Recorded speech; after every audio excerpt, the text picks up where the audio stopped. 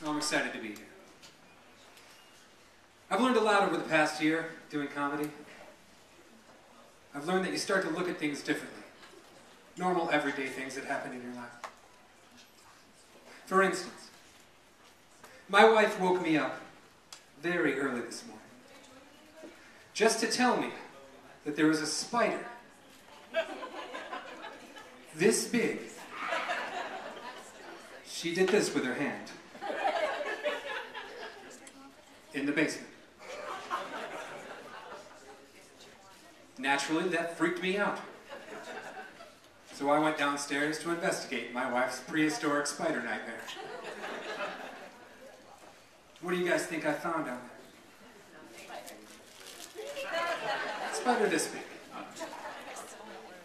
Right down there in the basement. But that got me thinking. The world would be a much better place if women judged penis size.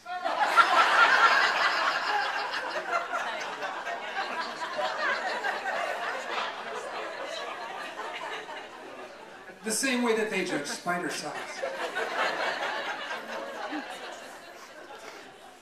I mean, if you see my penis, that's not weird. If you see my penis, I want you to feel like you should probably go wake someone up in order to help you deal with it.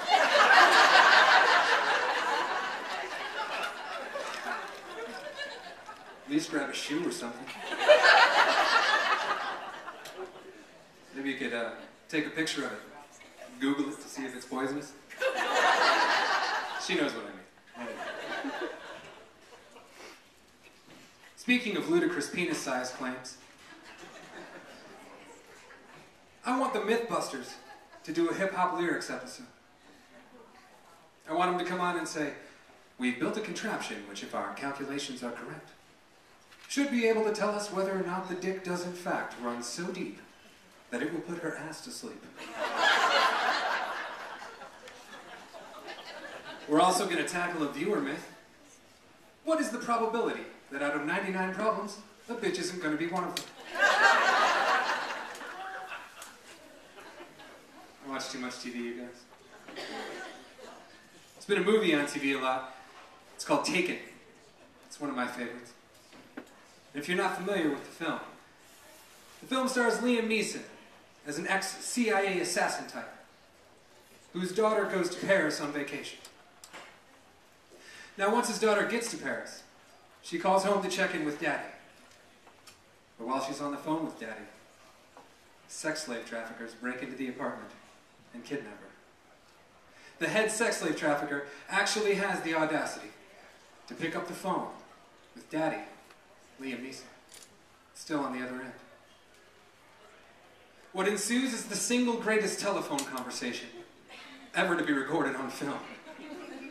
A telephone conversation I like to recant every time I order a pizza. So when I call up for a pizza pie, it sounds a little something like this. "I don't know who you are, but you're going to make me a pizza. It's going to have pepperoni on it, and mushrooms. If it's a tip you're looking for, I can tell you that I don't have money. But what I do have is a very particular hunger. A hunger I've developed over a very long day. A hunger that could be a nightmare for people like you. If you bring my pizza now, I will not look for you. I will not pursue you. That'll be the end of it. But if you do not deliver my pizza, in 30 minutes or less, I will look for you. I will find you. And I will kill you."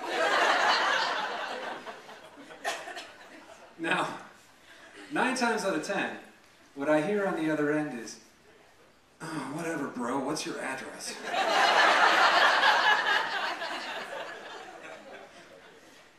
But one time,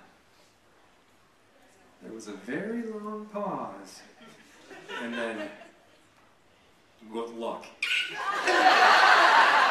He's seen it too. playing a game. That's great. Games are fun, you guys. You gotta be careful when you're playing games on the phone.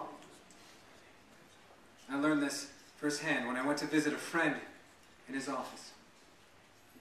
When I walked into his office, I found that he was already on the phone. Apparently his car had been towed, and he was trying to find out what he needed to do to get his car back. When I walked in, he was on the phone, and he started frantically pointing at the other desk. Pick up the phone, pick up the phone.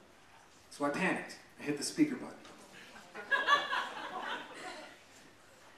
Now, what happened out of that speaker? I don't think I can describe to you. But I'm going to try to do my best to relay it to you now. This is what I heard. Mr. Chris, you're gonna want to come down here with $150. Don't bring a credit card, bring cash. It ain't that I don't trust you, it's just that I don't take them. When you get down here, ask for Mr. Willis. Mr. Willis is gonna come up and hand you the keys. You hand him the $150, go on about your way. However, you have to do this before 5 p.m. because if you don't do it before 5 p.m., I gotta charge you the overnight storage fee, and I don't want to do that to you, Mr. Chris, because you seem like a nice man. So once again, come down here, $150 cash, ask for Mr. Willis, get your keys, go on, have a blessed day. It's brilliant. I had to keep it together. I look at Chris. He panics. Okay. Hangs up the phone. The phones are hung up. We start laughing. Oh my God. Oh, that's great. Chris starts going, blah, blah, blah, blah, blah, blah, blah, blah. We're loud and the laughter dies down. Oh, man.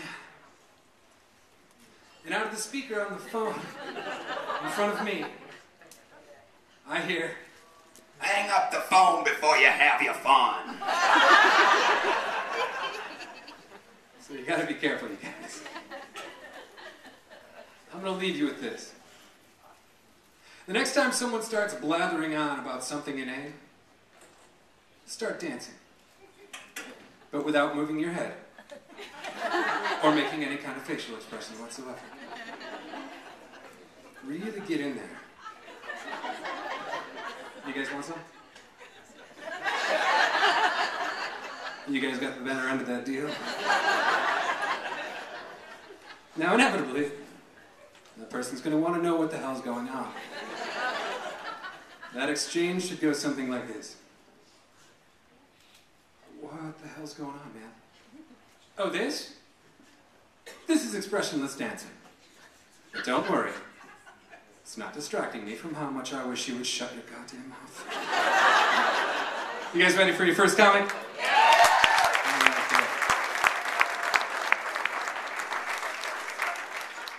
He's very excited.